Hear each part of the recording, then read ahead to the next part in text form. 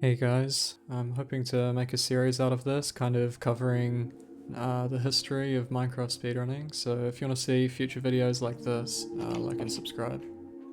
So the reason why this run is so legendary is it was the first really considerable Bastion blind travel run. So top 20 was barely sub 25, and he was able to get a low 22-minute time, which was almost a top 10 at the time. The world record was also a blind travel run using a ruined portal.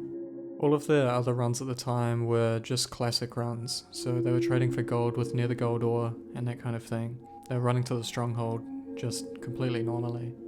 It was a real glimpse into the future, this run, and only 6 weeks later Kuraway would get world record with basically the same route. So in the classic days, basically everyone was trying to find a village and a lava pool. People would run minutes trying to find these, but T-Wag spawned right next to the both of them. So he's checking this pyramid for gold and to get the TNT. The TNT lets him skip the iron pickaxe since he had many TNT bastion routes at the time, since iron pickaxes were not usual in these runs. And if he had got enough gold for armor here, he wouldn't have had to mine any in the nether. Bastions did not have very complicated or efficient routes at the time, and there were definitely no players who could comfortably do a gold armorless bastion route. So even to this day, a spawn like this in the nether is really good. Most runners at the time were aware that bastions existed, but weren't fully aware of how much gold was in them. And with the state of bastion routes at the time, not that many existed, they were all very slow anyway. Comparing a slow bastion to instantly getting 2 pearl trades was a hard sell for a lot of runners at the time. T-Wag was one of the few people actually trying to get bastions to work. He had started running 116 at launch, and was immediately convinced that bastions would be extremely overpowered. So not only did not many people know where the gold was in bastions, but this is stables. Even to this day, new runners struggle to find the gold in stables bastion. The routes, even to this day, are very unintuitive, with a lot of mining through walls and gold blocks underground. Since he had no iron pickaxe, but also he had the TNT from the pyramid, he was able to use TNT to get all of the gold blocks in the bastion, which even to this day a lot of runners are not comfortable doing. T-Wag has no signs of hesitation as he finds every gold block. The primitive bastion routes at the time were mostly based around where piglins spawned. Nowadays, routes are based around aggro, meaning hitting a piglin or breaking a gold block in the vicinity of piglins and luring them all into a 1x1 hole, but at the time this was mostly undiscovered. Stables was definitely one of the slowest bastions at the time, but he was still able to leave the bastion on decent pace, at least for that day's standards. One of the primary advantages of bastion runs is that seed quality is a lot more lenient.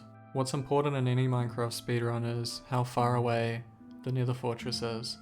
But T-Wag having 2.5 stacks of pearls, he has no issue moving around the nether. Bastions have a 60% chance to generate in every region, and fortresses only have a 40% chance. So not only are you more likely to spawn at a bastion, but it also gives you all of the materials you need for the rest of the run. And having pearls to find a fortress is a huge upside. Again, every other runner at the time was running classic, meaning they would spawn and try and look for a village and get all of their beds for the village to kill the dragon with, but he was doing mostly bastion runs. He wouldn't get all of his beds from a village, since he knew he'd get string from the bastion. And he has the awareness and experience in bastion runs that he knows to overlap his crafting and sort his inventory during the blaze split. So he was definitely showing how experienced he was in the route, even all that time ago. At the time, blind travel was not even a term. T-Wag had invented blind travel completely by himself, to my knowledge.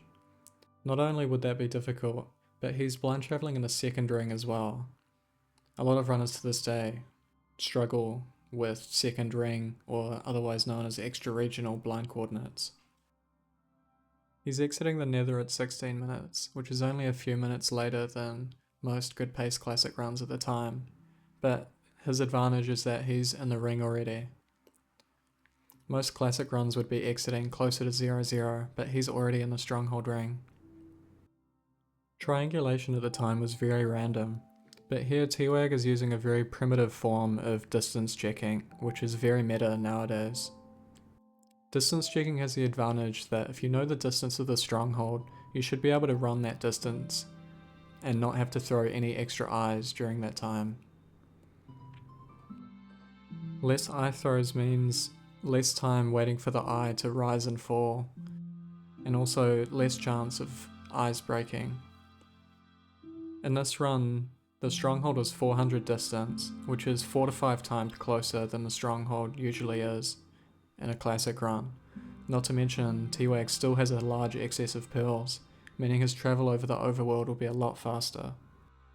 Stronghold nav at the time was super undeveloped. There wasn't much knowledge of doors leading any which way or how important the entrance was. But here T-Wag sees how busy the stronghold looks at the bottom and has the intuition to look somewhere else for the portal room.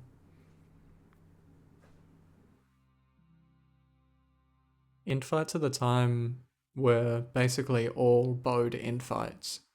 There were no so-called perch strats or north-south or anything like that. The advantage T-Wag has though is that classic runs would have to trade for arrows at a village, which takes a lot of time, considering the time to get emeralds and to get the flint for the fletching table, whereas he was able to get all of his arrows from bastion chests. This one cycle will look very familiar today, but at the time, most runners were still using a full block or a slab, but he's using the obsidian, which at the time was known as the SSG one cycle, clearly showing how willing he was to adopt new tech. And a crazy moment, as the dragon's flying away, he flicks upwards and finishes off the dragon.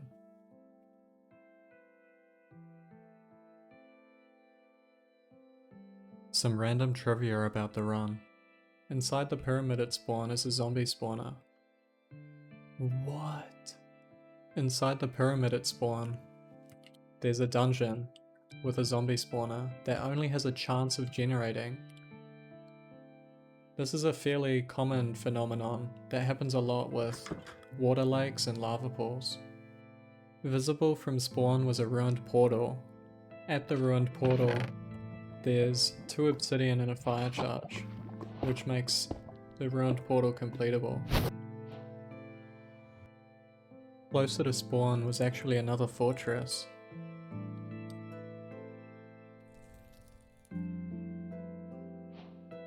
Let me know what you think are the best runs in history, and I might feature them in a future video.